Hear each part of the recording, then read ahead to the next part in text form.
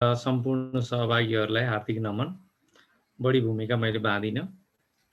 अहिलेको परिस्थितिमा हामी निश्चय नै विभिन्न खाले समस्याहरूसँग जुधिरहेका छौँ। घरमै बन्द छौँ, घरमा बन्द भएर बस्न त्यति सजिलो हुँदैन मान्छेहरूलाई। र यो कोभिड भनेको लगभग 1.5 वर्ष भइसक्यो।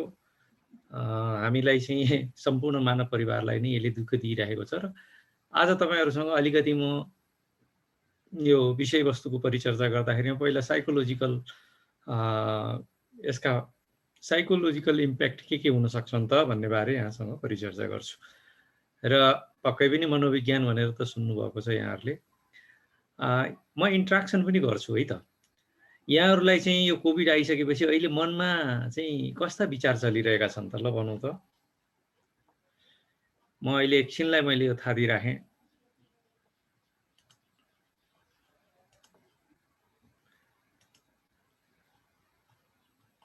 यहाँहरूको मनमा के कस्ता विचार चलिरहेछन् अहिले यो कोभिड आएपछि चाहिँ केही सेयर गर्न सक्नुहुन्छ? मनोवैज्ञानिक रूपमा आम मानिसको बुझाइमा बुझ्दाखेरि कोभिडलाई एकदमै त्रासदीपूर्ण रूपमा र एकदमै महाव्याधिबाट पनि महामारीको रूपमा र के आयो अब बाहिर निस्कने बित्तिकै पनि अब यो लागिहाल्छ, लाग्ने बित्तिकै अब अस्पतालहरूदेखि विभिन्न क्षेत्र एकदमै त्यो भरिभराउ भएको हुनाले औषधि मूल्य पनि नपाउने अवस्था र नेपालमा त्यो भ्याक्सिनदेखि लिएर यसको औषधि नभएको हुनाले विश्वमै छैन छन् त। र त्यसले गर्दाखेरि बाहिर निस्कन हुँदैन, लाग्यो भने मरिहालिन्छ भन्ने एउटा यस्तो किसिमको छाप बसेको देखिन्छ। मैले गाउँघरका मेरो गाउँघरका दाजुभाइ दिदीबहिनीहरू आमा बुवाहरूसँग कुराकानी गर्दाखेरि उहाँहरूले यस्तो किसिमले बताउनुहुन्छ। मलाई पनि फोन गरेर उहाँहरूले भन्नुहुन्छ कि कोठामा बस्दाखेरि कतिजना बस्छौ, अनि टोयलेट बाथरुमहरू सेयर गर्दाखेरिको समस्या के कस्तो देखिन्छ, अनि त्यसपछि बाहिर छ कि छैन यताउता भन्ने कुराहरू गर्नुहुन्छ। यसले गाउँ समाजमा एकदमै नकारात्मक रूपमा असर पारेको चाहिँ देखिन्छ गुरु। ल मैले चाहिँ सबैले फोटो चाहिँ सबैले यसो देखाउनुहोस् है। म तपाईहरुलाई एउटा चीज सोध्छु। मैले चाहिँ फोटो चाहिँ देखाउनुहोस्, अथवा अहिले चाहिँ हामीलाई चाहिँ कोरोना मन चाहिँ उदास छ, दुखी छ, आत्तिएका छौँ भन्ने कतिजनालाई लाग्छ? यसो हात देखाइदिनु त्यसो गरेर। लाग्दैन भन्नेले एउटा औँला, लाग्छ भन्नेले दुईटा औँला। मनमा अलिकति चिन्ता लागेको छ, डर लागेको छ भन्नेले दुईटा औँला, लागेको छैन भन्नेले एउटा औँला।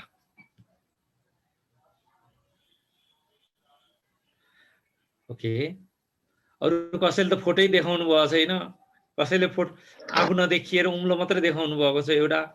ल देखाउनु त कतिलाई त्यस्तो लाग्छ? सर यो म आफू नसक्ने भएको कारणले गर्दाखेरि सर औँला मात्रै हैन, एकदम ठिक छ। जसलाई अलिअलि डर लागेको छ, अलिअलि चिन्ता लागेको छ, अलिअलि निराश हुनुभएको छ, उहाँले दुईटा औँला। कति पनि लागेको छैन भन्नेले एउटा। जसले देखाउन मिल्छ है।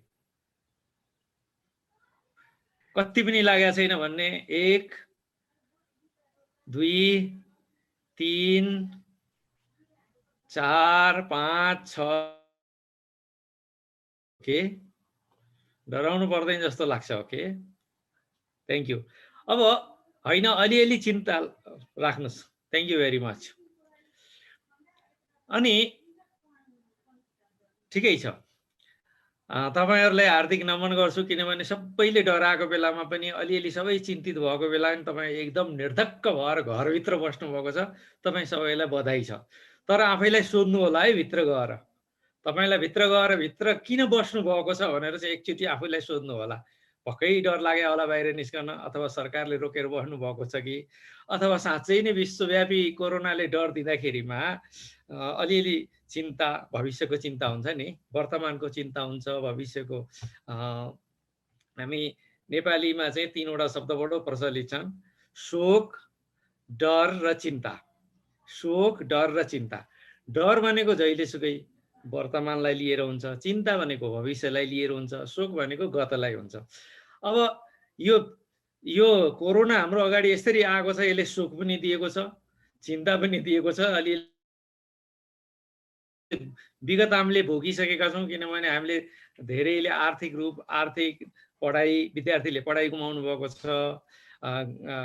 अथवा व्यापारीहरूले आफ्नो आर्थिक गतिविधि गुमाउनु भएको छ। र जुन जुन पेसामा हामी थियौँ लगभग त्यहाँ केही न केही समस्याहरू देखिएका छन् होइन। र वर्तमानमा हामी घरभित्र छौँ, घरभित्र बसेर पनि हामीले कोरोनाकै बारेमा सोच्नु परेको छ। हामीले निष्फिक्र भएर आफ्नो चिन्तन मनन, आफ्नो लागेको काम गर्न सक्ने अवस्था छैन। 24 घण्टा कि त टिभी स्क्रिनमा हाम्रा नजर हुन्छन्, कि फेसबुक अथवा अन्य मिडियाहरूमा कोरोनाको बारेमा हामी उत्सुकता बनिरहन्छ। तर यिनी संसार जताततैबाट कोरोनाको बारेमा बम्बारिङ भइरहेको छ। खास गरी इन्डियन मिडियालाई हेर्नुहुन्छ भनेदेखि त यति धेरै देखो आदमी मर रहे हैं भनेर पनि भन्दिन बेर गर्दैन, कैसे मर रहे हो भनेर सोध्न पनि बेर गर्दैन, र अक्सिजन छैन भनेर पनि उनीहरूले देखाइरहेका हुन्छन्। तर यिनी चिजहरूले गर्दा म के भन्छु भनेदेखि हामी मान्छे हौँ, र मान्छेको नाता अलिअलि शोक, अलिअलि निराशा एकदम स्वाभाविकै हो। यदि कसैलाई बिल्कुलै छैन भनेदेखि, बिल्कुलै यसबाट कति पनि डर लागेको छैन भनेदेखि, कि त तपाईँ देउता हुनुहुन्छ सबैलाई, कि त तपाईँहरू देउता हुनुहुन्छ। किनभने देउतामा डर हुँदैन, चिन्ता हुँदैन, शोक हुँदैन, कि त तपाईँ वास्तवमै सुरक्षित हुनुहुन्छ, कि त तपाईँ वास्तवमै सुरक्षित हुनुहुन्छ। र यो कुरा जसले जे भन्नुभएको छ उहाँको विचारलाई मैले सम्मान गर्छु। अब म अलिकति सेयरिङतिर जान्छु। त्यो के हो भनेदेखि यहाँ हेर्नुहोस् है त, feeling of fear, anger, sadness, worry, numbness and frustration. यदि कोरोनाको बेलामा यिनी हामीमा स्वाभाविक रूपले भएको छ भनेदेखि अलिअलि डर लाग्नु, भोलि के हुने हो, कसो हुने हो, जीवन यत्तिकै चल्ने हो कि योभन्दा परिवर्तन हुने हो कि भन्ने अलिअलि डर भनेको एकदमै स्वाभाविकै हो। हामी मान्छे हौँ भनेदेखि आफ्नो एराउन्डलाई, आफ्नो सराउन्डिङलाई हेरेर अलिअलि डर लाग्नु एकदमै छ। अनि अलिअलि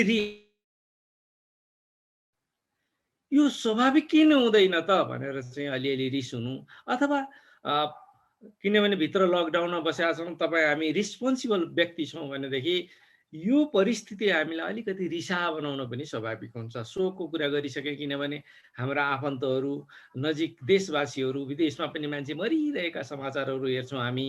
त्यसपछि सम्पत्ति लसहरू भएका, आर्थिक विनाशहरू भएका, आफैले पनि कमाउनु पर्ने अवस्थामा रहँदाखेरिमा अलिकति चिन्ता, सेडनेस हुन्छ नि, वरी। अनि फ्रस्ट्रेसन पनि आउनु स्वाभाविक। यत्रो गर्यो, यस्तो गर्यो, मैले यस्तो गर्छु भनेको थियो, उस्तो गर्छु भनेको थियो, आखिर जब एउटा सानो किराले आएर चाहिँ यत्रो जीवनको गतिलाई रोकिदिने रहेछ, यत्रो विज्ञानले प्रगति गरेको के काम लाग्यो, यत्रो धर्महरूले भगवानलाई पुकारा गरेको के काम लाग्यो, यो मान्छेको जीवन त वास्तवमै बेकार पो रहेछ त, किन घमण्ड गर्नु भनेर एक प्रकारको फ्रस्ट्रेसन पनि लाग्नु।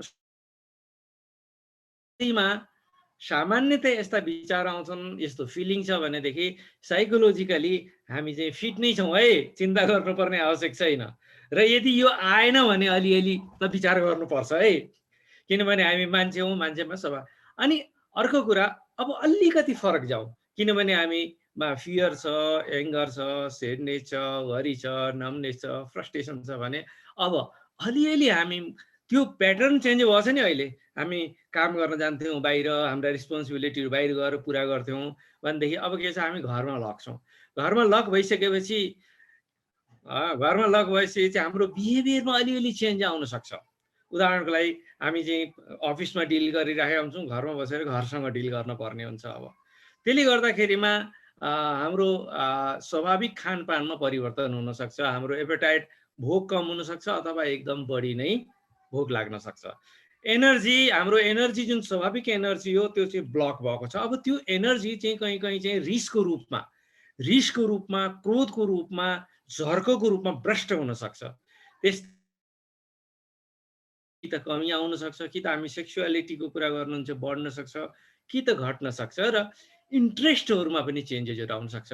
अब तपाईँले अहिले भर्खर मैले एउटा न्युज पढ्दै थिएँ, अस्ट्रेलियाको एउटा ठुलो आइटी कम्पनीका करिब 6000 कर्मचारीलाई अब तिमीहरू वर्षमा 3 दिन मात्रै अफिस आइपुग्छ है, घरबाट काम गर्नु भनेर हेर्नु त कत्रो ठुलो बिहेभियर चेन्ज भएको छ। अनि फिलिङमा, एङ्गरमा, सेडनेसमा, वरीमा यिनीहरूमा र त्यसपछि एपेटाइट भनेको चाहिँ म महर्षि चरकलाई सम्झन चाहन्छु। उहाँले के भन्नुभएको छ, आहार विहार निहार योगा।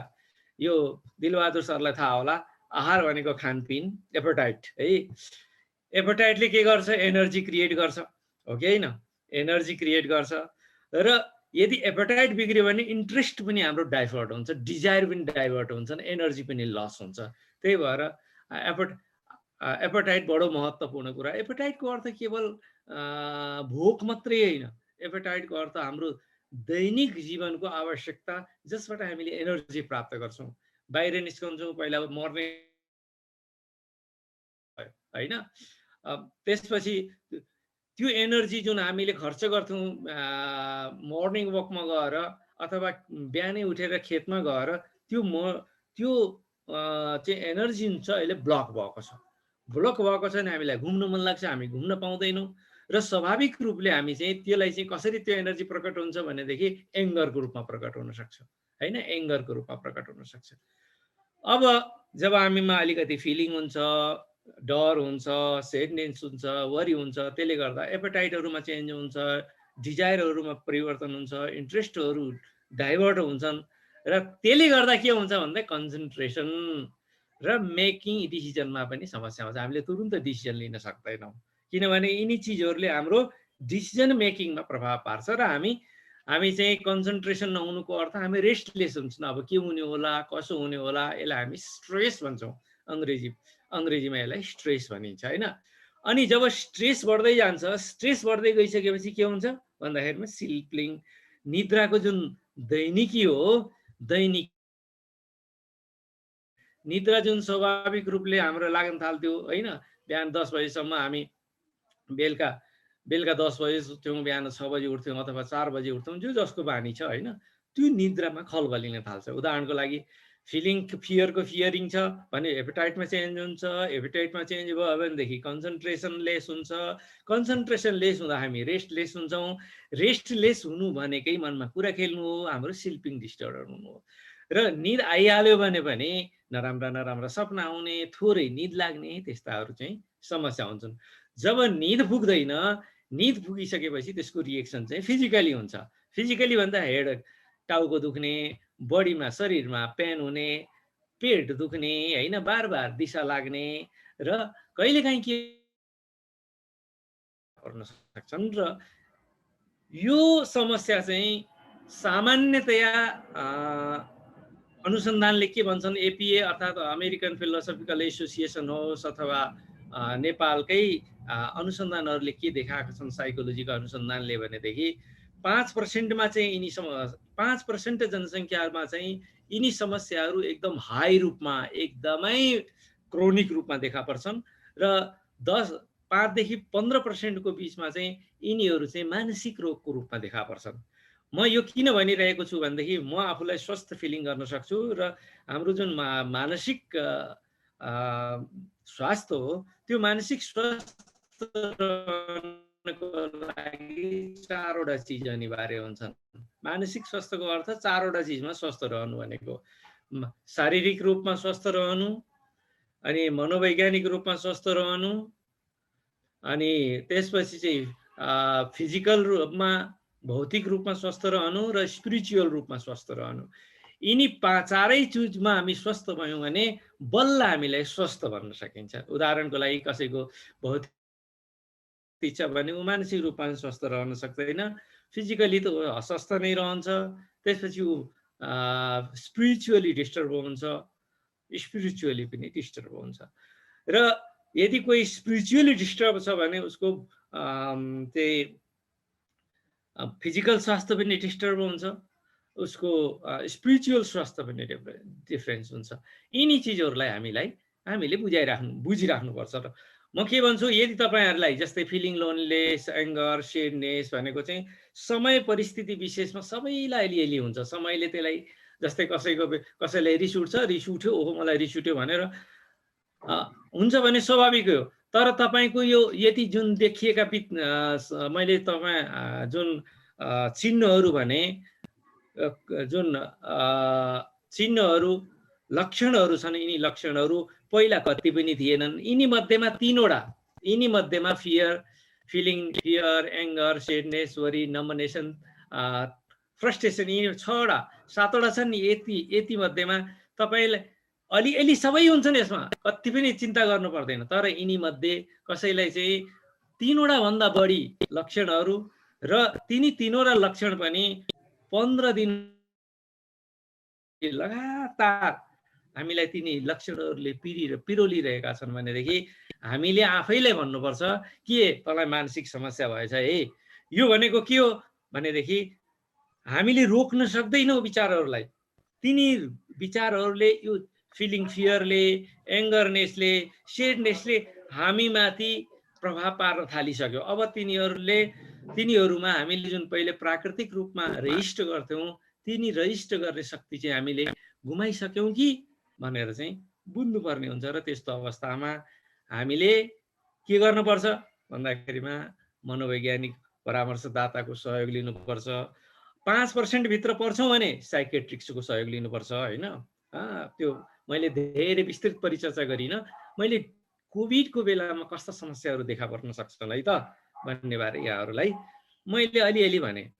अब यति भनिसकेपछि अलिकति अब सोधौँ तपाईँलाई, हामीलाई के लाग्छ यसमध्येमा अलिअलि अलिअलि डर, अलिअलि रिस, सेडनेस, वरी, नम्नेस, फ्रस्ट्रेसन, त्यसको कारणले निम्त्याउने एपेटाइटका समस्याहरू, त्यस कारणले निम्त्याउने कन्सन्ट्रेसन।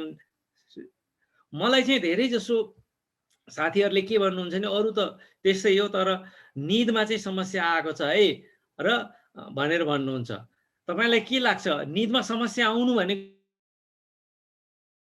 भनेको स्वाभाविक रूपले यदि तपाईँ 10 बजी सुत्नुहुन्थ्यो भने 11 बजीसम्म पनि तपाईँको मनमा चित्त कुरा खेल्नु, निदाइसकेपछि नराम्रो सपना आउनु, बिचमा निद खोल्नु, यस्तो समस्या चाहिँ 50% मान्छेहरूमा हुन्छ। तर उहाँ निदाउनुहुन्छ, निद पुग्छ। तर अहिले चाहिँ धेरै जस्तो मलाई भेट्नेहरूले होइन हामीमा चाहिँ निदको चाहिँ केही न केही समस्या देखिएको छ है अहिले भनेर भन्नुहुन्छ। हजुर, यो चाहिँ अब मैले अलिकति सिम्टमहरूको बारेमा यहाँहरूसँग परिचर्चा गरेँ। के लाग्छ यहाँहरूलाई? अब यति मैले बताइसकेपछि यहाँहरूलाई केही समस्या भए जस्तो अथवा हो कि जस्तो, अथवा परिवारका कुनै व्यक्तिमा, आफन्तमा, आफैलाई नभए पनि परिवारका कुनै व्यक्तिको बिहेभियर चेन्ज पहिला थिएन, अहिले चाहिँ एकदमै डराउने, एकदम रिस गर्ने, एकदमै चिन्तित हुने, एकदमै नम्ने, कुरै बोल्नै नसक्ने, मुखबाट कुरै नसक्ने, अनि त्यहाँबाट जहिलेसुकै एकान्तमा बस्ने, म त यस्तो जिन्दगीमा बसेर यस्तो जिन्दगी बेकार रहेछ भन्ने कुराहरू बारम्बार भन्ने, दोहोऱ्याउने, त्यस्तो यदि तपाईँले आफूमा अथवा आफ्नो छिमेकीमा पाउनु भएको छ, आफ्नो परिवारमा पाउनु भएको छ भनेदेखि हामी अलर्ट हुनुपर्छ।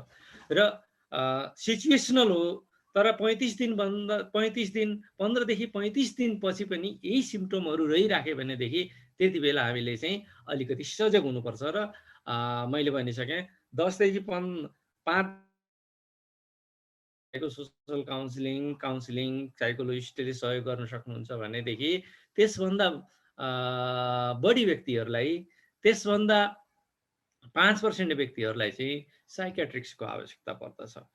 र मैले यति भनिसकेपछि अलिकति अब डिस्कसन गरौँ। म अर्को स्लाइडमा जानुभन्दा पहिला जुन लक्षणहरू मैले तपाईँहरूलाई देखेँ, के यस्ता लक्षणहरू मैले भनेका चिजहरू यस्ता केही भएका छन् त? तपाईँमा नहोला, तर के यिनी लक्षणहरू हाम्रो सोसाइटीमा, आफन्तमा अथवा देखिन्छन् त? केही के लाग्छ यहाँहरूलाई?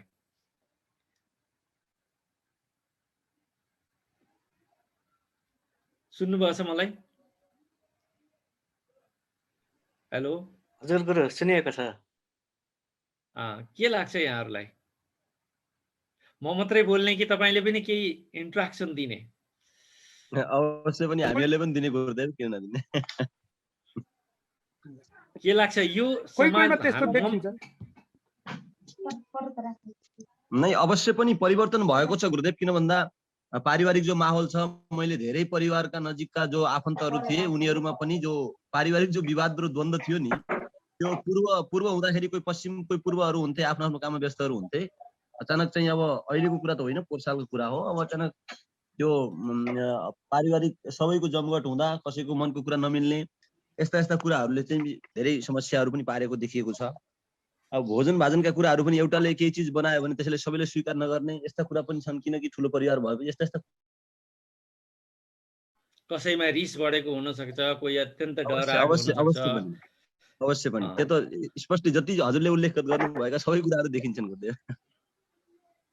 एकदम। र किनभने मैले भनिसकेँ कि पुरै जनसङ्ख्यामा केवल 5% व्यक्तिहरूमा एकदम सिभियर देखिन्छ र 5 देखि 15% व्यक्तिहरूमा चाहिँ साइको सोसल प्रब्लमहरू जसलाई चाहिँ हामीले काउन्सिलिङ गरेर निको पार्न सक्छौँ त्यस्ता समस्याहरू देखिन्छन्। मैले चाहिँ 85% चाहिँ हामीहरू चाहिँ नर्मल लाइफ चाहिँ यो बितिसकेपछि नर्मल हुन सक्छौँ। यो भनेको अवेरनेस क्रिएसनको कुरा हो, अवेरनेस क्रिएसनको कुरा हो। ओके, अगाडि जाउँ स्लाइडमा।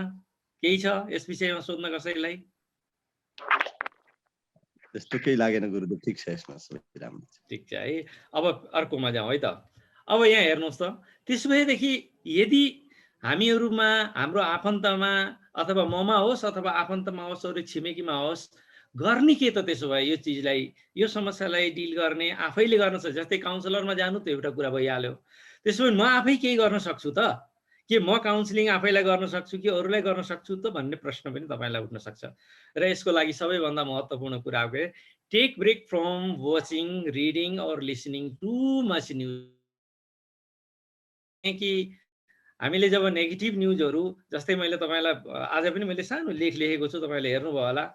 खास गरी भारतीय र नेपाली भारतीय मिडियाहरूले जसरी प्रस्तुत गर्थे, लगभग नेपाली मिडियाहरू पनि त्यही श्रेणीमा उत्रिसकेका छन्। सरकारले केही गरेन, बर्बाद भयो, मान्छेहरू मरिरहेका छन्, हु हाउ गरेर त्यसरी हामीलाई एकदम डर क्रिएट गर्ने खाले चाहिँ न्युजहरू उनीहरूले दिइरहेका छन्। म के भन्ने गर्छु भनेदेखि भारतको त्यत्रो जनसङ्ख्या छ, करिब 15 करोड जनसङ्ख्यालाई भारतले सुई लगाइसक्यो। नेपालको सानो जनसङ्ख्या छ, भारतको तुलनामा केही पनि छैन भन्दा हुन्छ। नेपालमा पनि करिब 20 लाख मान्छेहरूले कोभिडको सुई लगाइसक्यो हो। यो कुरा सत्य हो कि अहिलेका सेवा सुविधाहरू पर्याप्त छैनन्, तर यसको मतलब चाहिँ यहाँका नागरिकहरू, सरकारका प्रतिनिधिहरू, डक्टरहरू सुतेर बस्नु भएको छैन। उहाँहरूले अनवरत काम गर्नुभएको छ र कोभिडबाट जोगाउने प्रयत्न गरिराख्नु भएको छ। र हामी पनि घर बसेर त्यो चिजसँग जोगिने प्रयत्न गरिरहेका छौँ भनेपछि हामीहरूले घरमा बसेर त्यो पेनिकबाट जोगिन हामी घरमा बसेका छौँ। घरमा बसेर त्यो टेलिभिजन भए, रेडियो भए, एफएमहरूले तिनी चिजहरूलाई हाम्रो कोठाभित्र ल्याएर हाम्रो दिमागमा घुसाइराखेका छौँ। त्यही भएर म के भन्छु भने समाचारबाट सुसज्जित हुनुपर्छ। र म के निवेदन गर्छु भनेदेखि मानसिक रूपमा स्वस्थ रहनु छ भने 10 देखि 15 मिनटभन्दा बढी चाहिँ त्यो समाचारमा ध्यान नदिनुहोस्। त्यसमा पनि हामीले के गर्नु पर्यो भन्दाखेरिमा सेलेक्टेड ट्रस्टवर्दी के नेपाल सरकारले दिने समाचारहरूलाई प्राथमिकता दिएर हेरौँ, गोर्खापत्रलाई हेरौँ, जुन नेपाली सरकारका तिनीहरू आधारभूत बढी हुन्, तिनीहरूले दिनेलाई हामीले अथेन्टिक मान्नुपर्छ। हेर्नुहोस् त, take break from watching, reading, listening news and the stories. अब मेरो प्रश्न के छ भने हामीहरूले कतिको हेर्छौँ त न्युजहरू? कति घन्टा हाम्रो जान्छ न्युज हेर्नुभन्दा पनि गुरुदेव? अब यो त अपरिहार्य नै भइगयो आजकल, यो जस्तै सामाजिक सञ्जालले गर्दा नहेरौँ भन्दा पनि नहेरी हुँदैन। अब साथीहरूको पोस्टहरू अथवा वेबसाइटहरूको आफ्नो आफ्नो पेजहरूले गर्दा अति नै भइरहेको छ गुरुदेव। त्यो हजुरले 15 मिनटको जो मर्जी भयो त्यो एकदम अति उत्तम हो, किन भन्दा थोरै समयलाई र औपचारिक न्युजहरूलाई नै हेरिदिएको खण्डमा त्यो आनन्ददायी हुन्छ। म त हजुरको यही शब्दले मैले अब आजदेखि सुन्छु भन्ने लागेको हो, नत्र भए त मैले त त्यो एकदम त्यागिसकेको कुरा हो। एकदम फ्रस्ट्रेट भइसकेको थिएँ म त्यो न्युजहरूदेखि पनि। Okay, thank you very much. त्यही भएर न्युजलाई हामी लिमिट गरौँ। न्युज नान्ने होइन, जान्नुपर्छ, एराउन्डमा के भइरहेको छ तिनीहरू सिक्नुपर्छ, तर त्यसलाई चाहिँ हामीले अलिकति ठिक तरिकाले सुनौँ भन्छु मैले। त्यसबाहेक चाहिँ take care of your body. हेर्नु, शरीर रह्यो भनेदेखि सबै कुरा रहन्छ। हामीले आफ्नो केयर गर्नुपर्छ। त्यो के भने take deep breath, stretch and or meditate. सबभन्दा ठुलो कुरा हामीले ब्रिदिङको प्र्याक्टिस गर्न सक्छ, पर्छ त्यो चाहिँ रामदेवले पनि सिकाइरहनु भएको छ, हामी सबैले गर्छौँ। हामीलाई योग प्राणायाम भनेर हामीलाई ऋषिमुनिहरूले हामीलाई पहिल्यै सिकाइदिनु भएको छ, कति आनन्द छ हामीलाई। त्यही भएर यो स्ट्रेसबाट बस्न, यो ह्याभकबाट बस्न हामीले लामो लामो सास लिने, त्यसपछि यो आङ तान्ने भन्छन् कि नेपालीमा है, समय समयमा आङ तान्ने, शरीरलाई तानतुन पार्ने, त्यसपछि मेडिटेसन गर्ने। र अर्को कुरा, try to eat healthy food.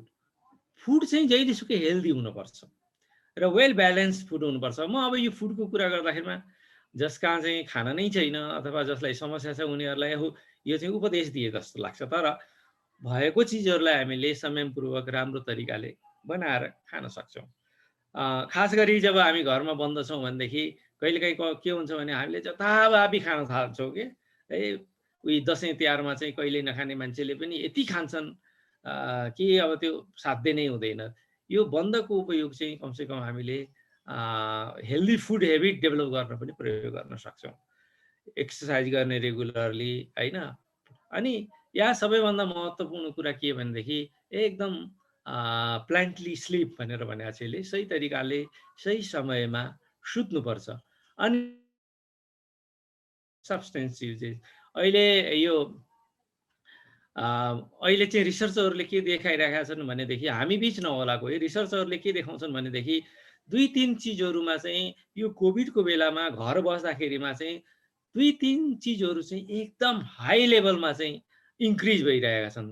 त्यो के भन्दाखेरिमा हाउस होल्ड भोइलेन्स, त्यसलाई भोइलेन्स, घरमा हुने हिंसाहरू, श्रीमान श्रीमतीका बिचमा झगडा, छोराछोरीलाई पिट्ने कुट्ने, श्रीमतीलाई पिट्ने, आपसी झगडा, यसलाई यिनी चिजहरू एकदम बढेको देखिया छ। र साथसाथै यो सुन्दाखेरिमा अचम्म लाग्ला होइन, यो चाहिँ मेरिटल रेपहरू पनि एकदम बढेको चाहिँ अहिले देखाएको छ। दोस्रो चाहिँ यसमा रक्सीको सेवन, सब्सटेन्स युजेसको जुन प्रकृति छ त्यो पनि एकदम बढेको छ भनेदेखि बढेको छ। तेस्रो कुरा चाहिँ मान्छेहरूमा एकदम निराशा चाहिँ एकदम बढेको चाहिँ विशेष गरी चाहिँ देखाएको छ। र चौथो चिजमा चाहिँ खास गरी बालबालिकाहरूमा चाहिँ मोबाइलको ग्याजेटहरूको लत चाहिँ एकदम बढेर गएको भन्ने चाहिँ अहिले अनुसन्धानले देखाएको छ। मैले 4वटा कुरा भने यहाँहरूलाई, त्यो चाहिँ हामी एवार हुनुपर्छ भन्ने अर्थ। एकदम डोमेस्टिक भोइलेन्स एकदम बढेको छ, पति पत्नीका बिचमा झगडा हुने, छोराछोरी र बाबुआमाका बिचमा झगडा हुने, किनभने हामी पहिला बसेन्थ्यौँ, अहिले सँगै बस्नु परेको छ क्या, सँगै बस्दाखेरिमा भोइलेन्स। त्यसपछि सेक्सुअल मेरिटल रेपहरू एकदम हाई भएको। तेस्रो कुरा चाहिँ सब्सटेन्स युजेस अर्थात् अल्कोहलहरूको, तमाकुहरूको चाहिँ सेवन बढेको। र चौथो कुरा चाहिँ मैले यहाँहरूलाई भनिसकेँ, बालबच्चाहरूमा ग्याजेट पहिला थिएन, बालबच्चा कि ठुलाहरूमा पनि ग्याजेटको चाहिँ एकदम बढी चाहिँ समस्या भएको चाहिँ अहिलेका अनुसन्धानहरूले देखिएको छ। र यिनी कुराहरू बढेका कुराहरू भएर अब केही राम्रा कुराहरू पनि भएका छन्, त्यो होइन सबै कुरा नराम्रा होइन। तर यस बिचमा चाहिँ अहिले एउटा बडो असिलो पक्ष के छ भने हामी सुडो मेडिसिनतिर पनि आकर्षित भएका छौँ। सुडो मेडिसिन भनेको कसैले चाहिँ फेसबुकमा म कोभिड निको बनाउँछु, म चाहिँ क्यान्सर निको बनाउँछु भनेर यदि कसैले चाहिँ युट्युबमा भन्यो भनेदेखि हामी हुर्र त्यतातिर जाने, हो कि भन्ने हो। त्यस्तो सुडो न्युजहरूबाट पनि हामीहरू बच्न आवश्यकता छ। र अथेन्टिक न्युजहरू, फर इक्जाम्पल विश्वका ठुला औषधि कम्पनीहरूले, सरकारहरूले ट्रस्ट गरेर भ्याक्सिनहरूलाई के लगाउने त्यस्तोले केही पनि गर्दैन भनेर चाहिँ घरै बस्दिने। जस्तै अहिले चाहिँ नेपालमा पनि त्यस्तै भयो। पहिलो भ्याक्सिन आउँदाखेरिमा कतिपय 65 वर्षभन्दा माथिकालाई चाहिँ भ्याक्सिन दिन भनेर चाहिँ सरकारले लिन भनेर भन्यो, कतिपयहरूले उहाँहरूले त्यसलाई रिगार्ड गर्नु भएन, घरमै बस्नु भयो र लगाउन जानु भएन। तर जब भ्याक्सिन सकिन थाल्यो त्यसपछि बल्ल कुदेको पनि सुनियो। त्यसो गर्न चाहिँ उचित हुँदैन। र हामीले तिनी मेडिसिनहरूमा विश्वास गर्नुपर्छ, त्यसले हामीलाई सिल्ड बनाउँछ र आफ्नो बिहेभियर, थट प्रोसेसमा चाहिँ हामीले चेन्ज गर्नुपर्छ। त मैले यहाँहरूलाई साइकोसोसल हेबिटको बारेमा यहाँहरूलाई मैले बताएँ। त्यसो भनेदेखि आफू त हामीले बुझ्यौँ, त्यसो भने अरूलाई हेल्प गर्न हामीले के गर्ने त? होइन ल मलाई चाहिँ केही भएको छैन, म साइकोलोजिकली स्वस्थ छु, फिजिकली स्वस्थ छु। तर हुनसक्छ यिनी चिजहरू थाहा नपाएर तपाईँका छिमेकी, तपाईँका आफन्त उहाँलाई समस्या होला भने हो हुनसक्छ। तपाईँ हामीले एउटा सानो शब्द, एउटा इन्फर्मेसन दिनाले चाहिँ उहाँको लाइफ चाहिँ इजी हुनसक्छ, इजी हुनसक्छ क्या। किनभने हामी घरमा बन्द छौँ, हामी अर्का कहाँ जान सक्दैनौँ, जाँदा पनि अरूले ढोका बन्द गर्ने स्थिति छ, अहिले शङ्कै शङ्का छ। त्यस्तो स्थितिमा हामीले के गर्न सक्छौँ भनेदेखि taking care of yourself can better equip you to the take care of others. हामीले आफूलाई राम्ररी केयर गरौँ, त्यसपछि अरूलाई केयर गरौँ। अरूलाई केयर गर्नको लागि पनि हामी स्वस्थ हुनुपर्छ। त्यसपछि के गर्ने त भन्दाखेरिमा कमसेकम जस्तै आज मैले गरिरहेको छु, आज के गरेको छु मैले, साइको सोसल हेल्थ के हो, साइकोलोजिकल हेल्थ के हो, त्यो प्रभाव पर्दाखेरि कसरी मेन्टल हेल्थमा नराम्रो प्रभाव पर्दाखेरिमा कसरी चाहिँ भौतिक समस्याहरू आउँछन्, स्पिरिचुअल समस्याहरू आउँछन् भन्ने बारे यहाँहरूसँग परिचर्चा गरेँ नि मैले। यिनी परिचर्चाहरूलाई चाहिँ हामीले आफूसम्म सीमित राख्न भएन। कतिपय चिजले म किन डराइरहेको छु त यति धेरै भन्ने थाहा छैन। मैले भने नि 5%देखि 1%देखि 15% जुन हुन्छन् उनीहरूमा एक्सेस डर हुन्छ, एकदम बढी डराउने। चेन्ज भएर घरमा रिस बढेको हुनसक्छ, घरमा झगडा भइरहेको छ, उहाँलाई त्यो कुरा थाहा छैन मलाई किन भइरहेको छ। उहाँलाई थाहा छ म डराइरहेको छु, उहाँलाई थाहा छ मलाई रिस उठेको छु, उहाँलाई थाहा छ कि म जवाब दिन सक्दिनँ, तर म यस कुरालाई कसरी कोप गरौँ त भन्ने उहाँहरूलाई थाहा छैन। त्यो कुराबाट मैले छुटकारा पाउन सक्छु त भन्ने कुरा उहाँहरूलाई थाहा नहुन सक्छ। भनेपछि हामीले यो कुरालाई, आफूले जानेको कुरालाई चाहिँ अरूलाई सेयर गरिदिने। केबाट सेयर गर्ने भन्दाखेरिमा आजको यही फेसबुक भयो, अथवा मेसेन्जर भयो, अथवा इमेलहरू भए, अथवा फोन कलहरू भयो भने उहाँहरूलाई यो कुरा भनिदियो भने उहाँहरूले पनि यो कुरालाई सिक्नुहुन्छ र उहाँको जीवन सहज हुन्छ। र हाम्रो काम चाहिँ जीवन सहज बनाउने हो। र यहाँ हेर्नु त,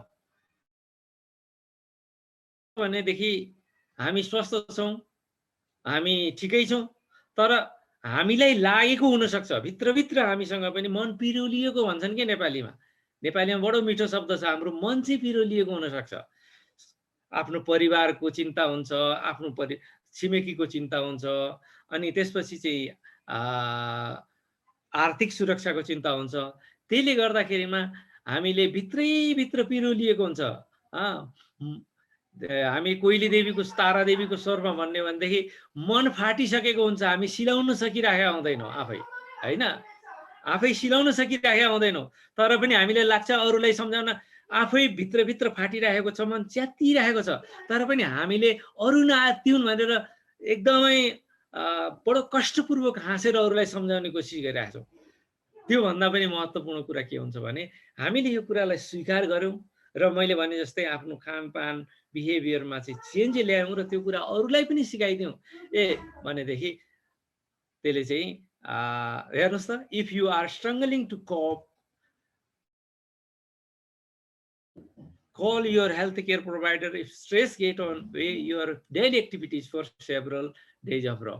हामीहरूको बिहेभियरमा चेन्ज आउन सक्छ, हामीले मान्दैनौँ त्यो कुरा। यो समस्या के हुन्छ भने मेन्टल प्रब्लमहरू धेरै जसो कस्ता हुन्छन् भने कसैले मैले त्यही भने मलाई बौला भनिदिन्छन्, त मगज बिग्रेको भन्छ नि नेपालीमा, मगज बिग्रेको भन्छन् भनेर डराएर हामीले आफ्नो कुराहरू लुकाइराखेका हुन्छन्, भित्रभित्र मन पिरोलिएको हुन्छ। हामीले उठ्ने समय खलबलिएको हुन्छ, खानपिन खलबलिएको हुन्छ, अनावश्यक हामी रिसाउँछौँ, समयमा निर्णय गर्न सक्दैनौँ। अनि त्यहाँबाट पुरै परिवार, म घरमुली छु र मैले निर्णय नलिँदाखेरिमा पुरै परिवारमा हाम्रो निर्णयको बन्दी बनिसकेको हुन्छ र पुरै स्ट्रक्चर नै चेन्ज भएको हुन्छ। तर पनि यो मेन्टल हेल्थको प्रब्लम के हुन्छ भने त्यो मेन्टल समस्याबाट गुज्रिरहेको व्यक्तिले ममा समस्या छ भनेर मान्न तयार हुँदैन।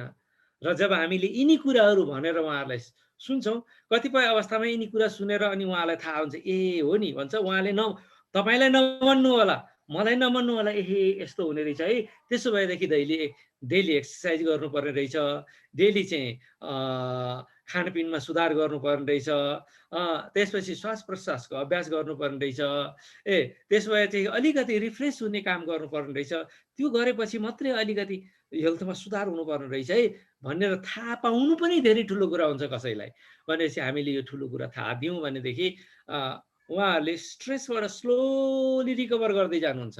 स्लोली उहाँले 10 मिनट बसेर एकदम रिस उठ्छ तपाईँलाई भनेदेखि एकैछिन मलाई किन रिस उठिरहेछ त भनेर सोचिदिनुहोस् न। जब रिस उठिसकेपछि 2 मिनट बसेर 2 देखि 5 मिनट 7 मिनट लामो लामो सास फेर्दिनुहोस् त। त्यसपछि तपाईँले स्लोली आफू कम डाउन भएको फिलिङ गर्नुहुन्छ। र एउटा रिक्वेस्ट के छ भने सुत्ने बेलामा जब बिस्तरामा जानुहुन्छ कहिल्यै पनि सँगै मोबाइल नलैजानुहोस्। सकेसम्म तपाईँ सुत्ने कोठामा चाहिँ टेलिभिजन नराख्नुहोस्।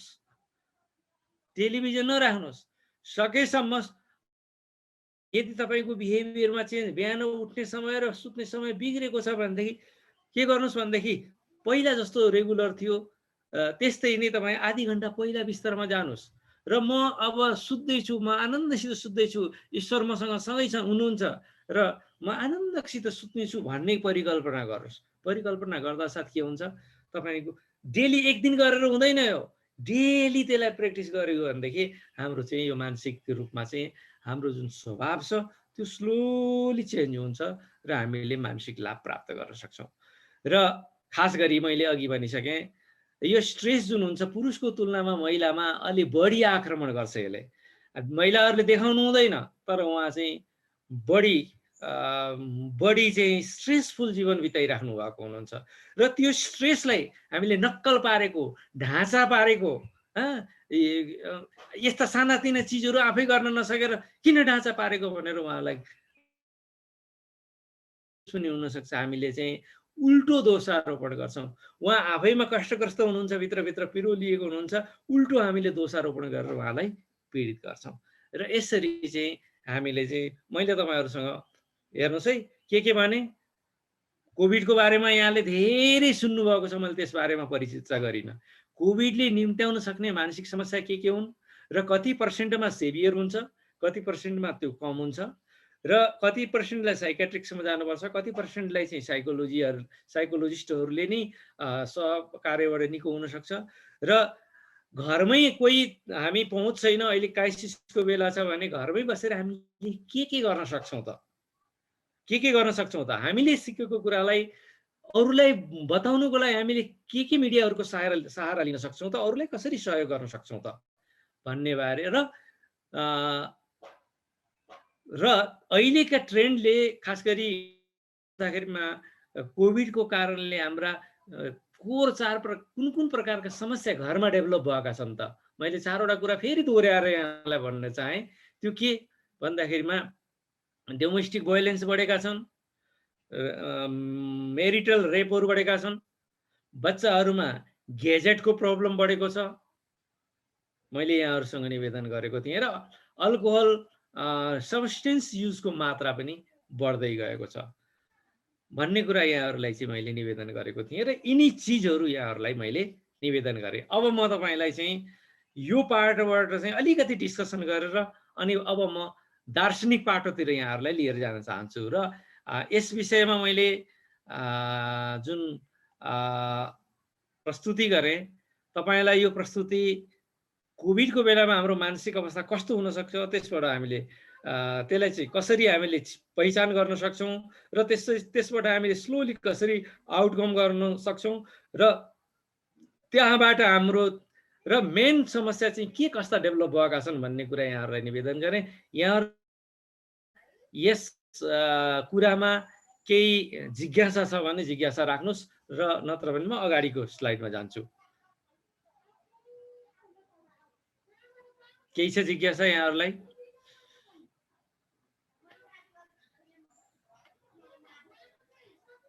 केही जिज्ञासा छ? सुन्नुभएको छ?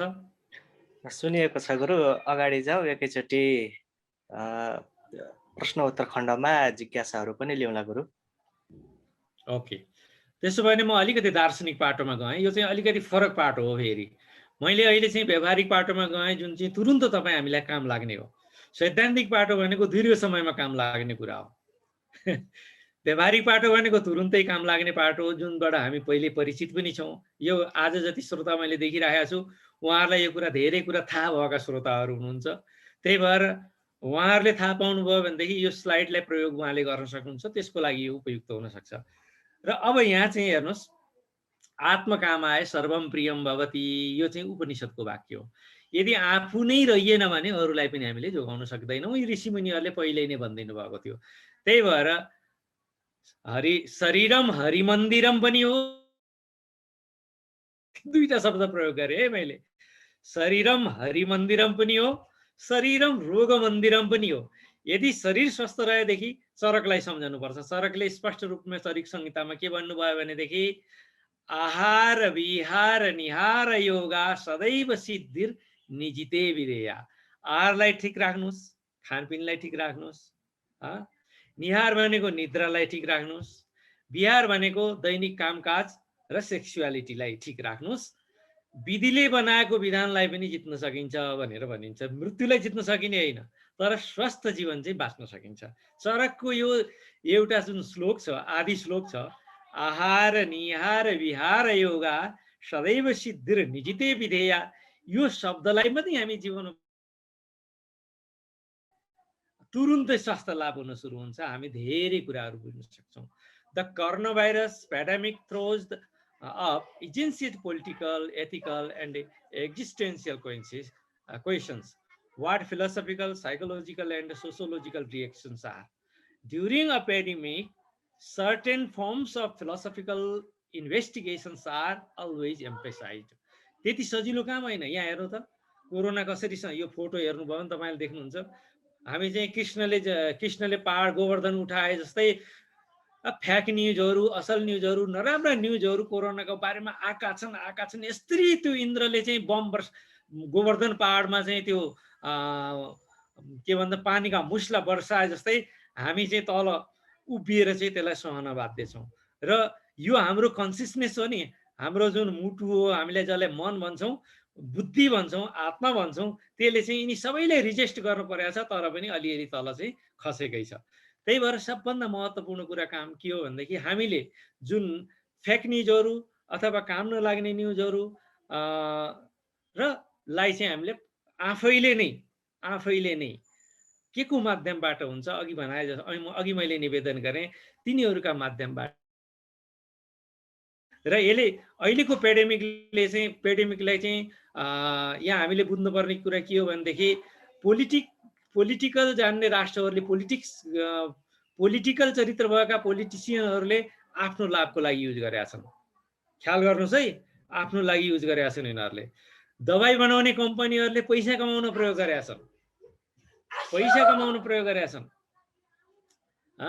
त्यसबाहेक अनि फिलोसफरहरूले चाहिँ अब पछिको विश्व कस्तो हुन होला त भनेर सिद्धान्तीकरणमा आफूलाई स्थिर गरेका छन्। भनेपछि यो तीनवटा पाटोबाट चाहिँ हाम्रो यो कोभिडले चाहिँ विश्वलाई इन्फ्लुएन्स गरेको छ। एउटा कुरा के हो भनेदेखि संसारमा एकैचोटि यति ठुलो समस्या, त्यो पनि अहिलेको सञ्चार युगको कारणले हामीले एक आपसमा जान्न सकेका छौँ। र यो वास्तवमा एउटा एकैचोटि संसारका सम्पूर्ण मान्छेहरूलाई प्रभावित पार्ने यतिको पेन्डेमिक अहिलेसम्मको हिस्ट्रीमा संसारमा कहिल्यै पनि आएको थिएन। आएको थियो भने पनि यो ट्रान्समिसन भएको थिएन। उदाहरणको लागि फ्लुएन्जाका कुराहरू आउँछन् होइन, त्यसपछि स्पेनिस फ्लूका कुरा आउँछन्, तर त्यति बेला संसार न त यातायातका सुविधा थिए, न त सञ्चार माध्यमको यति बढी सुविधा थिए। अहिले यातायातको कारणले चाहिँ वुहानमा देखिएको एउटा सानो भाइरस संसारभरि चाहिँ यातायातको सुविधाको कारणले चाहिँ जताततै पुग्यो के। र भविष्यमा पनि यस्ता कुनै भाइरसहरू आयो भनेदेखि यसै गरी तुरुन्त पुग्ने सम्भावना हुन्छ। कमसेकम अहिले त केवल मृत्युदर भनेको 0.3% मात्रै छ विश्वभरि। भोलि चाहिँ योभन्दा शक्तिशाली कुनै भाइरस देखियो जसले चाहिँ 50% मृत्युदर भयो भने पनि अहिलेको जुन यातायातको सुविधा छ त्यसले गर्दाखेरि यस्तै गरी इन्क्रिज हुन सक्छ। यो सबभन्दा मुख्य महत्त्वपूर्ण कुरा हो जुन हामीलाई थ्रेट गरिरहेको छ। यो कुरा हामीले चाहिँ गहनताको रूपमा लिनुपर्छ र यसले चाहिँ दुईटा युग, एउटा कोरोना पहिलाको युग र एउटा कोरोना पछिको युग हामीले बुझ्नै पर्छ। र मैले अघि भने लाभको लागि अमेरिकासँग र युरोपियन युनियनहरूले विश्वलाई चाहिने 80% जुन कोरोना भाइरस छ त्यो उनीहरूले रोकेका छन् लाभको लागि। पोलिटिसियनहरूले पनि आफ्ना व्यापार बिजनेसहरूलाई बचाउनको लागि कानुन बनाएर त्यो बेच्नबाट रोकेका छन्। भनेपछि त्यसलाई बेच्नबाट रोक्छन्, कम्पनीहरूले चाहिँ भोलि चाहिँ बढी नाफामा बेच्नको लागि चाहिँ होल्ड गरेका छन्। स्थिति यस्तो छ भनेपछि आत्मकामाय सर्वम प्रियम भवति, उनीहरूले आफ्नो क्षुद्र स्वार्थको लागि के गरिरहेका छन् त, यो कुरा हामीले यसरी बुझ्नुपर्छ। अब यहाँ हेर्नुहोस् त, अब हामी चिन्तन मनन गरौँ। दिस वर्ल्ड फिलोसफी, यो त मैले वर्ल्ड फिलोसफी डेमा चाहिँ लगभग नेपालका सबै विषयहरू 14वटा विश्वविद्यालयका विषयहरू, अधिकांश मन्त्रीहरू, त्यसबाहेक चाहिँ यो चाहिँ प्रज्ञा प्रतिष्ठानले आयोजित गरेको कार्यक्रमका दिन मैले यो प्रेजेन्टेसन गरेको थिएँ र नेपालका अधिकांश 4-5जना मन्त्रीहरू हुनुहुन्थ्यो, सबै लगभग 3वटा मुख्यमन्त्रीहरू हुनुहुन्थ्यो। यो कार्यक्रमलाई मैले त्यति बेला प्रस्तुत गरेको थिएँ, यो नै हजुरहरूको अगाडि मैले प्रस्तुत गर्दैछु। र अब यहाँ चाहिँ हेर्नुभयो भने सोच्ने कुरा के हो भने अब हामीलाई होलिस्टिक विजडमको आवश्यकता छ।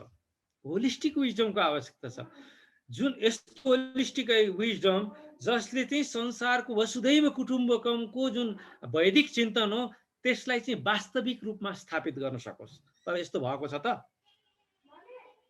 भएको छ त? छैन।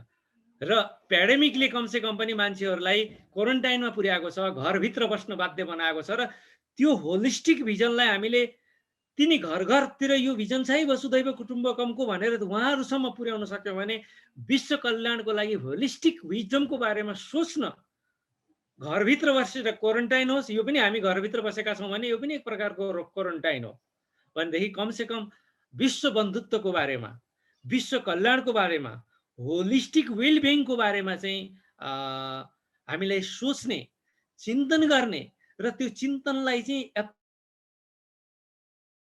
अरुण पौडेल जस्ता, अनि श्यामजी जस्ता, रोशनजी जस्ता, दीपकजी जस्ता व्यक्तिहरूले घरभित्र बसेर अब चाहिँ विश्वलाई वसुधैव कुटुम्बकमको बाटोमा वास्तविक रूपमा कसरी व्यावहारिक रूपमा रूपान्तरण गर्न सकिन्छ त भन्ने कुरालाई हामीले सोच्न यसले चाहिँ हामीलाई एउटा ठुलो अवसर दिएको छ। म के भन्छु भने श्यामजी जस्ता व्यक्तिहरू, अरुणजी जस्ता व्यक्तिहरू, दिलबहादुरजी अथवा जो जति हुनुहुन्छ, यो समाजको क्रिम हो, यो समाजको सबैभन्दा उच्च तहको व्यक्तिहरू हो।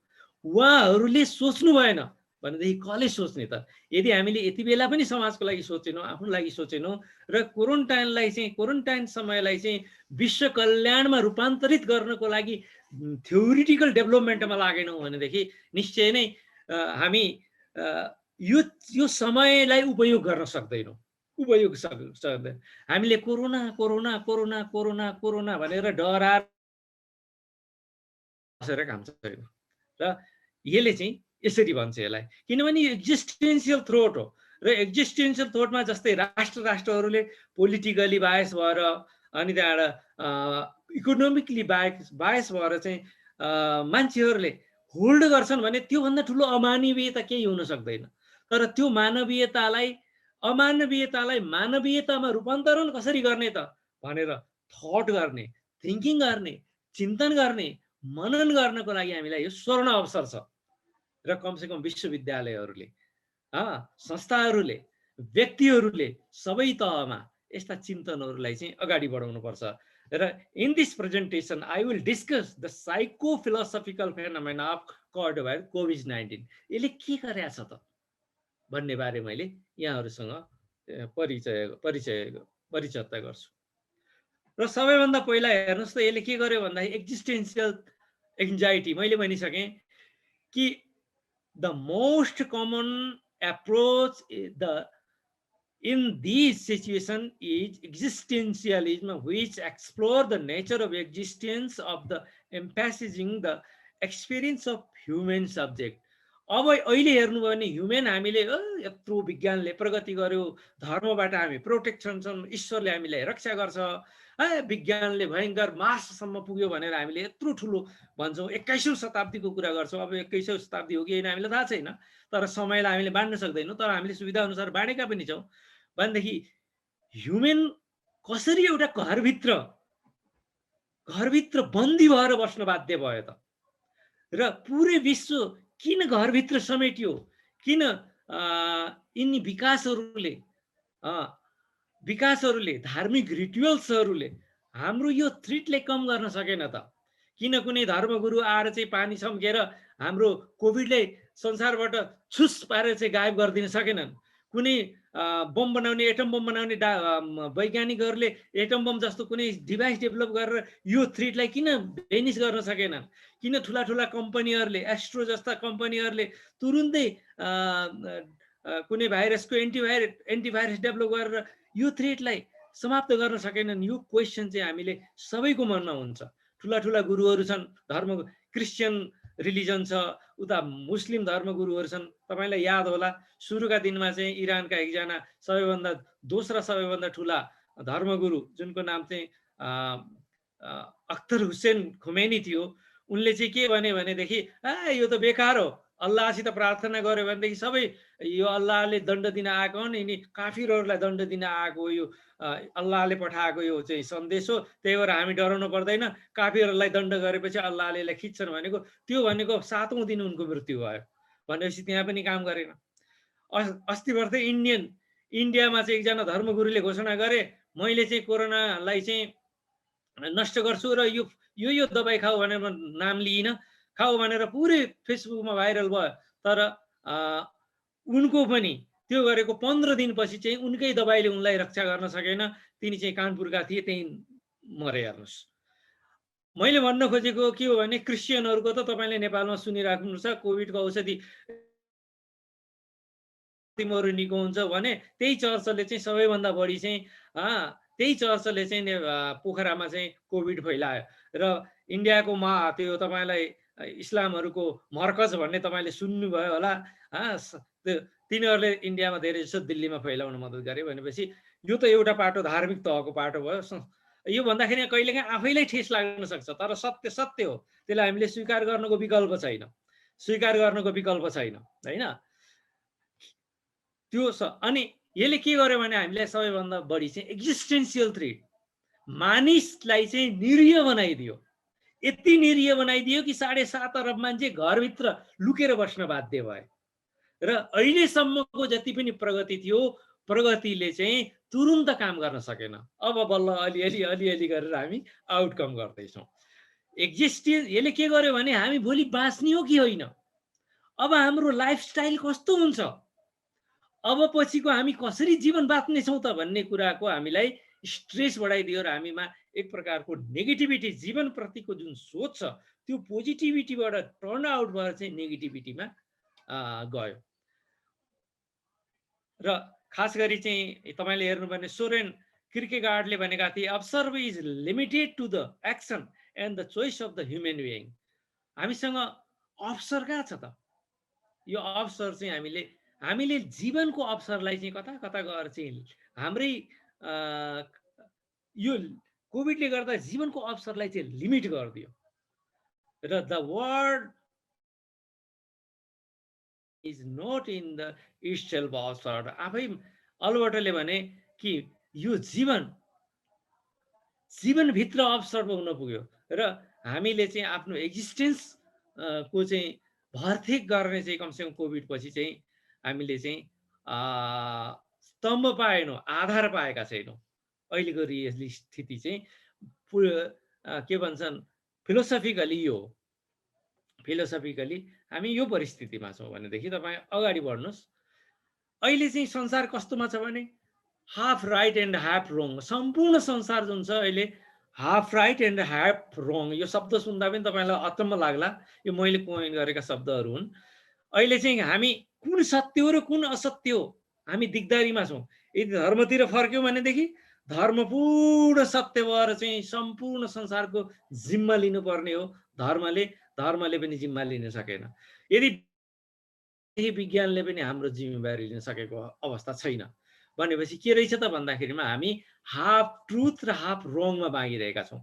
यदि कसैलाई ट्रुथ मानेर हिँड्यौँ भने त्यो रङ टर्न आउट हुनसक्छ, यदि कुनै ट्रुथ रङ भनेर हान्यौँ भने त्यो चाहिँ ट्रुथमा कन्भर्ट हुनसक्छ र यसरी हामी चाहिँ हाफ रङ र हाफ ट्रुथको परिस्थितिमा बाँचिरहेका छौँ। र वास्तविकता के हो भनेदेखि the first lesson that is corona virus taught us we must take care of what we have because it is our। यहाँ तल हेर्नुहोस् त राइटमा अहिले चाहिँ हामी वास्तवमा कस्तो परिस्थितिमा पुग्यौँ भनेदेखि यसलाई बायो इन्फर्मेसनलिज्म भनेर भन्छौँ। अहिले चाहिँ हामी चाहिँ हाम्रो लगातार हामी कुन धर्ममा विश्वास गर्छौँ, कुन संस्कृतिमा विश्वास गर्छौँ, कुन देशमा विश्वास गर्छौँ, कुन समाजमा हामी हुर्केका छौँ भनेर भन्दा पनि हामीहरू चाहिँ भोलि चाहिँ विज्ञानले चाँडैभन्दा चाँडै चाहिँ कुनै न कुनै औषधि खोज गरेर चाहिँ हाम्रो यो एक्जिस्टेन्सलाई चाहिँ प्रोटेक्ट गरिदियो हुन्थ्यो भन्ने जुन कन्सेप्ट हो। अब स्लोली हाम्रो जुन मेन्टल फ्रेम हो त्यो कन्सेप्टलाई बिलिभ गर्नतिर चाहिँ हामी अभिप्रेरित भइरहेका छौँ। हामीले बायोकेमिकल्सहरूमा चाहिँ आफ्नो मुक्तिदाता खोज्न थालिरहेका छौँ र त्यो धार्मिक समूहमा भएको छ, भौतिक समूहमा भएको छ, पोलिटिकल समूहमा भएको छ। स्लोली यो जुन त्यो चाहिँ बायो इन्फर्मेसन अर्थात् बायोलोजिस्टहरूले दिने इन्फर्मेसनहरूमा विश्वास गर्नमा केन्द्रित हुँदैछ र त्यो बायोलोजिस्टहरूले दिने इन्फर्मेसनहरू पनि हाफ राइट एन्ड हाफ रङबाट चाहिँ हाफ रङ र हाफ राइटसँग चाहिँ सुरक्षित छैनन्। त्यसमा पनि हाफ रङ छ। जस्तै उदाहरणको लागि तपाईँलाई म भन्छु, त्यो भनेको के भन्दाखेरि अहिले जति पनि कोभिडका सुईहरू आएका छन्, भ्याक्सिनहरू आएका छन्, कुनैको पनि 99% चाहिँ एक्युरेसी छैन। कसैको 85% छ, कसैको 95% छ, 90% छ, कसै 95% छ। प्रश्न के हो भनेदेखि यदि म कोभिडले ग्रसित भएँ र म चाहिँ 85 माथि परेँ भने मेरो लागि त सकियो नि, सबै संसार सकियो कि सकिएन। यो म 85 त्यो सुईले दिने जुन एक्युरेसी हो 85% त्यो भित्र पर्ने मान्छे त बाँच्छन्, तर म 85 मा परिनँ भनेदेखि त मेरो लागि त संसार सकियो। भनेपछि अब प्रश्न उठ्छ के भन्दाखेरि मैले त्यो बायो इन्फर्मेसनमा कति विश्वास गरौँ त, म कति विश्वास गरेर त्यो स्वीकरण गरौँ त। तर केही छैन। त्यही भएर we must take care of what we have because it is the over. जुन अब हामी के चिजमा बाध्य भयौँ भन्दाखेरि जे छ हामीसँग त्यतिमै हामीले सन्तोष गर्ने नै अवस्था आयो। मानौ 85% सुईको चाहिँ सुईले दिने एक्युरेसी छ भने त्यसमा विश्वास गरेर त्यसलाई ग्रहण गर्ने बाहेक विकल्प हामीसँग छैन। यदि मलाई थाहा छ कि म त्यो भित्र नपर्न सक्छु, परिन भने नपरेकाहरू मरेका पनि छन्, तर पनि तपाईँ हामीसँग विकल्प छैन। न त्यो विकल्पलाई चाहिँ मेडिकल साइन्सले त्यसलाई विकल्प दिन सकेको छ, न बायोलोजिस्टहरूले विकल्प दिन सकेका छन्, न धार्मिकहरूले विकल्प दिन सकेका छन्, न कुनै संसारको कुनै वैज्ञानिकहरूले विकल्प दिन सकेका छन्। त्यस कारणले अहिलेको जुन एक्जिस्टेन्स छ हाम्रो त्यो चाहिँ हाफ राइट र हाफ रङमा बाँच्नु परेको छ हामीले है। यो चाहिँ हामीले कोभिडले ल्याएको चाहिँ एउटा सिचुएसन हो र यसको अर्थ अहिले चाहिँ के भयो भन्दाखेरि थ्योरिटिकली अहिले एक्जिस्टेन्सियल एन्जाइटीको डेभलप भयो, साइकोलोजिकली, फिलोसफिकली चाहिँ के भयो भनेदेखि एउटा यस्तो सामाजिक संरचनाको थ्योरिटिकल संरचनाको मेन्टल चाहिँ हाफ राइट र हाफ रङमा यदि विज्ञानलाई पनि हामीले स्वीकार गरेर हिँडेका छौँ, यता हामीले धर्मलाई पनि स्वीकार गरेर हिँडेका छौँ। अब धर्मलाई स्वीकार गर्दा विज्ञान हाफ रङ हुनसक्छ, यदि विज्ञानलाई स्वीकार गरेको खण्डमा चाहिँ धार्मिक प्रतिमानहरू चाहिँ हाफ रङ हुन सक्छन्। भनेपछि अहिलेको हाम्रो जुन सैद्धान्तिक मेन्टल फ्रेम छ, बौद्धिक मेन्टल फ्रेम छ, त्यो फ्रेम चाहिँ हाफ रङ एन्ड हाफ राइटमा चाहिँ बाँच्न र बाध्य छ। र त्यो हाफ राइट र हाफ रङ लाई चाहिँ परिपूर्ति गर्ने आधार चाहिँ बायो इन्फर्मेसन बनेको छ। बायो इन्फर्मेसन छ। र किनभने अहिले हामीले विज्ञानमा अथवा धर्ममा दुवैमा विश्वास गर्दा गर्दै पनि सबैभन्दा बढी आशाको केन्द्र के छ भनेदेखि बायोलोजिस्टहरूले डेभलप गर्ने भविष्यमा आउने कुनै औषधिको बारेमा हामी बढी चाहिँ आशा गर्न बाध्य छौँ। त्यो आउला र हाम्रो जीवन सुरक्षित होला, हाम्रो एक्जिस्टेन्सियल थ्रेट चाहिँ मिनिमाइज होला भने तपाईँले यो भन्दाखेरिमा हेर्नुहोस् है, यो जुन शब्द मैले प्रयोग गरेको छु बायोलोजी भनेको फेरि तपाईँले ल्याबमै भनेको बायोलोजी होइन। गुर्जो खाएर पनि हामी बाँच्न चाहन्छौँ के, त्यो पनि त्यो पनि त केमिकल्स नै हो नि। त्यो केमिकल्स होइन त। आयुर्वेद भन्दैमा आयुर्वेद रसायनबाट बाहिर त रहँदैन। कुनै होमियोपेथी खाँदैछ भने ऊ पनि तुलसीको पात खाँदैछ भने त्यो पनि त्यहाँ पनि रसायनहरू छन्। त्यसमा हामीले कहाँ खोज्यौँ त प्रोटेक्सन? खोज्यौँ बायोकेमिकलसँग खोज्यौँ नि हामीले प्रोटेक्सन त। भनेपछि ईश्वरलाई प्रार्थना गरिरहेका छौँ तर बायोकेमिकल्स पनि हामीले प्रयोग गरिरहेका छौँ। विज्ञानमा विश्वास गरिरहेका छौँ तर पनि हामी गुर्जो लहर खाएर हामी चाहिँ अलि आश्वस्त हुन्छौँ। यो हाम्रो मेन्टल फ्रेम भन्दैछ। ओके, अब अगाडि गएँ है त म। त्यसपछि चाहिँ एथिकल डिलेमाहरू छन्। अब उदाहरणको लागि closing hospitals to the common patient mean for COVID victims is political deal with the prevent the common human rights to get health service. अब हेर्नुहोस् त अहिलेको स्थिति के छ, हामी आफैमा डिलेमा छ कि छैन यसो विचार गरौँ त। अहिले चाहिँ धेरै हस्पिटलहरूले कमन बिरामीहरूलाई चाहिँ लिइराखेका छैनन्, कोभिडले प्राथमिकता दिन राखेका छन्। कि अरू रोगी नै होइनन्? अरू रोगको कारणले मान्छे मर्यो भनेदेखि त्यो चाहिँ मर्ने सामान्य हुने, कोभिडले मान्छेले मर्यो भनेदेखि त्यो असामान्य हुने समाचार तपाईँले पढिराख्नुभएको छ। यो मोरल डिलेमा हो। जीवनको रक्षा त कोभिडले रोगी हुने मान्छे होस् अथवा अन्य रोगको कारणले रोगी हुने मान्छे होस्, उसको जीवनको महत्त्व त समान छ नि। पोलिटिकली निर्णय गरेर फलानु रोगीलाई चाहिँ हस्पिटलमा लिनु, फलानु रोगीलाई नलिनु भन्ने निर्णय गर्ने अधिकार छ। र त्यसले हामीले स्वीकृति गर्ने चाहिँ मानसिकतामा जाग्यो भनेदेखि हामी एथिकली डिलेमामा छैनौँ त। जीवन बाँच्ने अधिकार सबैमा छ नि त। उसको हेल्थ एउटा हो।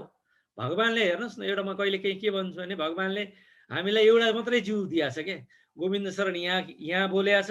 अब यो टेक्नोलोजीले गर्दाखेरि मात्रै यहाँ 16 जना हुनुहुन्छ, म बाहेक 15 जना हुन्छ। 15 जना सबै कहाँ पुगेको छु म टेक्नोलोजीले गर्दा।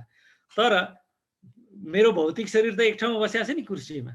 एउटा गोविन्द यहाँ हुने, एउटा गोविन्द चाहिँ श्यामजी कहाँ बस्ने होइन, श्यामजी कहाँ बस्ने, अर्को गोविन्द बिस्तरा निदाउने, अर्को गोविन्द चाहिँ बिरामी भएर चाहिँ कोभिडको औषधि खाइराख्ने भइदियो कति सजिलो हुन्थ्यो होला। एउटा गोविन्द सकियो भने अर्को गोविन्द जस्तो जस्तै रहन्थ्यो।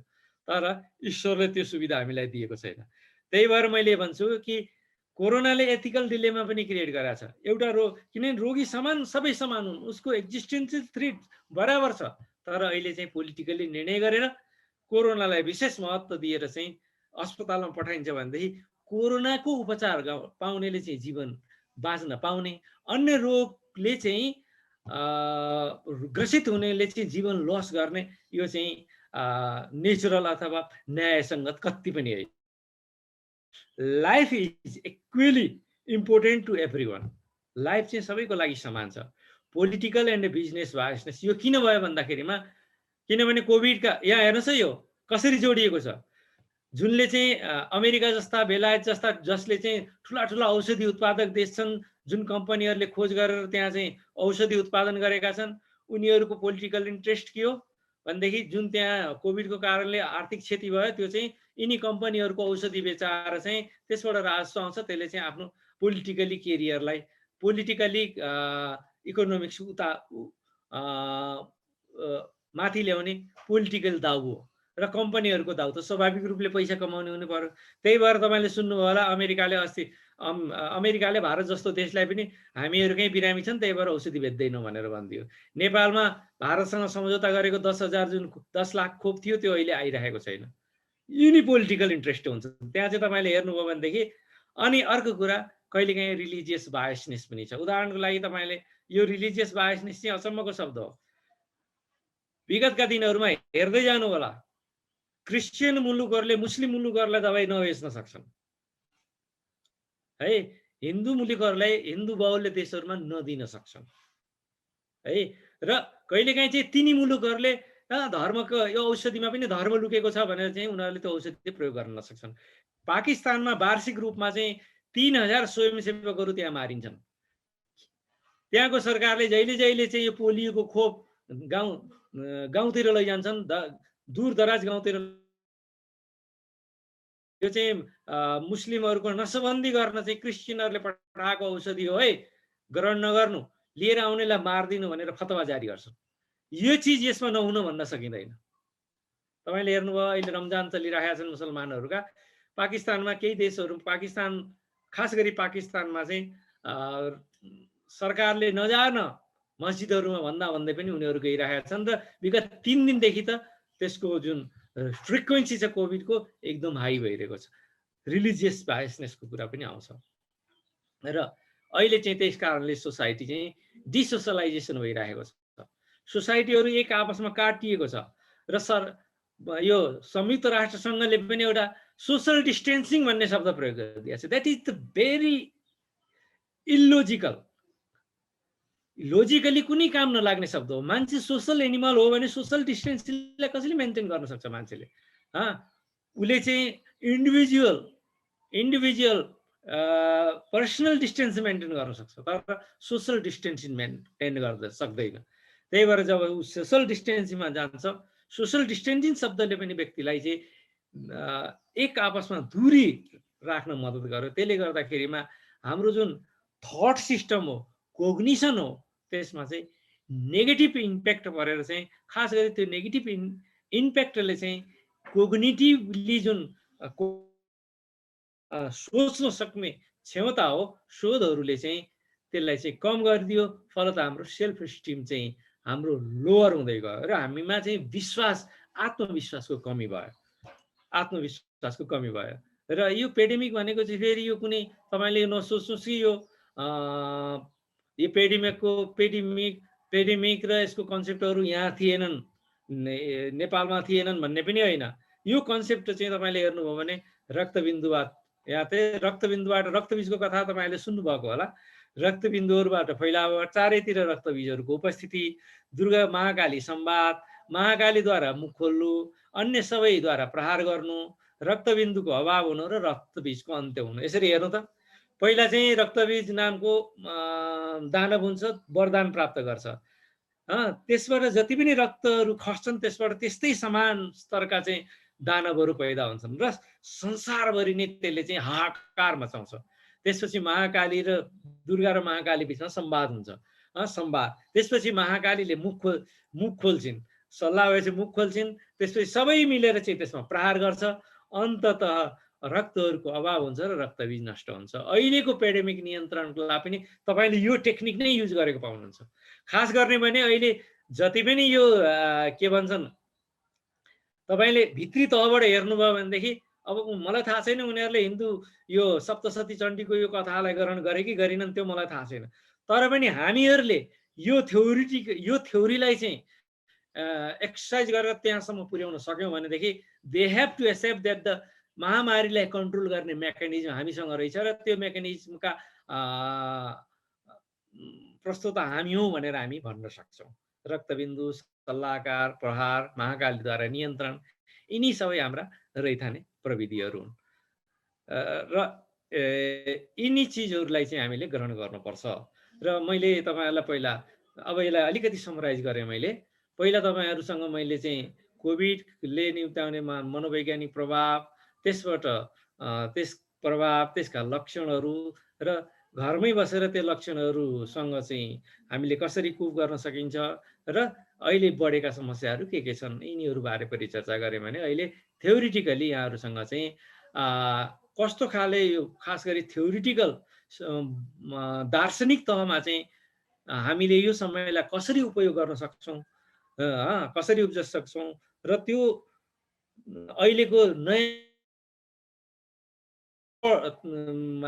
जुन थ्योरिटिकल कोग्नेटिभ च्यालेन्ज हो त्यो चाहिँ एक्जिस्टेन्सियल एन्जाइटी कसरी चाहिँ डेभलप भइरहेको छ र हाफ एन्ड हाफ ट्रुथमा हामी कसरी बाँच्न बाध्य छौँ, कसरी हामीहरूले चाहिँ बायो प्रोफेसनलिज्ममाथि चाहिँ विश्वास गर्न चाहिँ हामी कन्डिसन हुँदैछौँ र त्यो कन्डिसनभित्र पनि कसरी चाहिँ हामी आफै र राष्ट्रहरूले चाहिँ बायस अथवा दोहोरो चरित्रहरूको जीवन दोहोरो चरित्रहरूको व्यापार गरिरहेका छन् भन्ने बारे यहाँहरूसँग मैले सामान्यतया डिस्कस गरेँ र यही नै मेरो आजको प्रेजेन्टेसन हो सामान्यतया।